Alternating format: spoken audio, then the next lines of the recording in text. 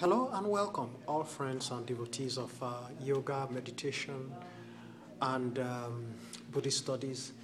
Today is Thursday, the 15th of October. Today is 15th of October, Thursday, the 15th of October, 2015. I'm just going to continue reading my Dhammapada translations. We'll now be on chapter 10. Chapter 10 will be from verse 129 to 145.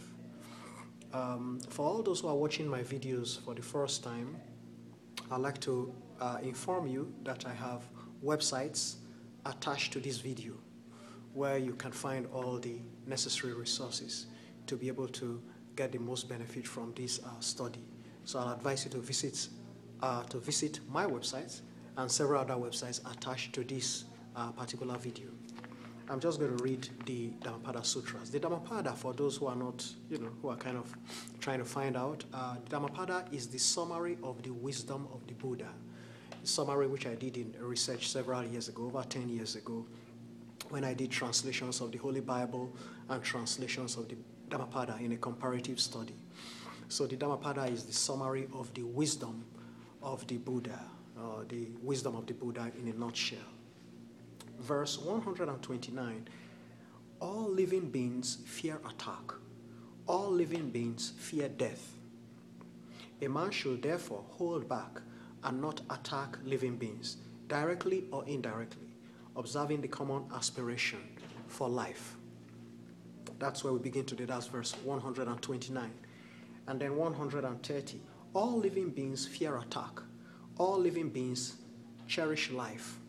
A man should therefore hold back and not attack living beings directly or indirectly, observing the common aspiration for life. Then verse 131.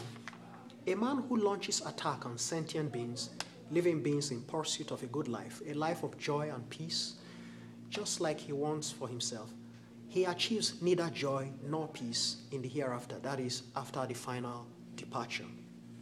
Verse 132. A man who launches no attack on sentient beings, living beings in pursuit of a good life, a life of joy and peace, just like he wants for himself, he achieves both joy and peace in the hereafter, that is, after the final departure. Verse 133. Fiery, insolent words bring distress. Such words thrown back and forth will only result in injuries. A man should not talk rashly and insolently to the people. A man who talks rashly and insolently to the people will likewise talk rashly and insolently to him. And I'm going to proceed on verse 134. These are my translations I did over 10 years ago. Just like an old ruined gong, which no longer sounds. When you free yourself, let go, and no longer trouble yourself, you have attained nirvana. Nirvana in Buddhism means perfect peace. You have gone beyond, and all pains, all sufferings are now ended. Verse 135. Just like the herdsman hastens cows to their pasture, the processes of aging and passing away deprive living beings of valuable years. Verse 136. Just like a man is burnt by flames, the fool is penalized and harmed by his very offenses and erroneous actions.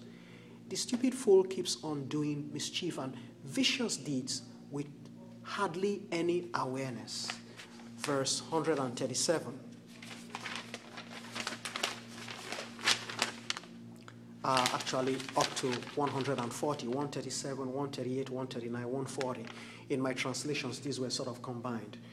The rash human who attacks innocent, tranquil, and decent humans surely approaches one of the following 10 impending calamities: bitter suffering, deadly crisis, bodily or material damages, chronic sickness, madness, dispute and feud with powers and eminent personalities.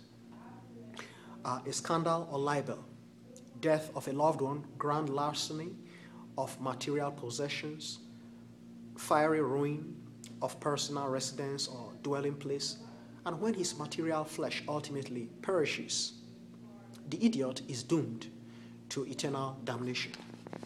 Verse 141.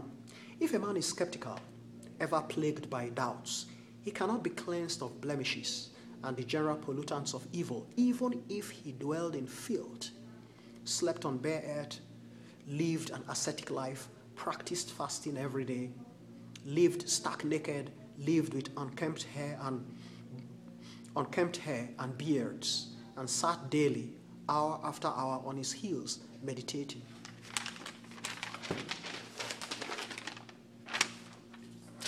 Verse 142.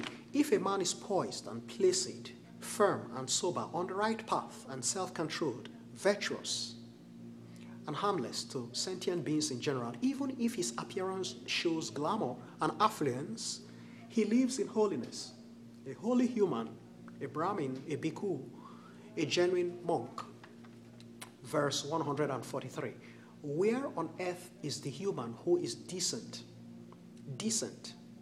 fully controlled, thus keeping away from sloth, tardiness, procrastination, etc., just like a well-trained mule keeps away from lashes, that is, penalties. Verse 144.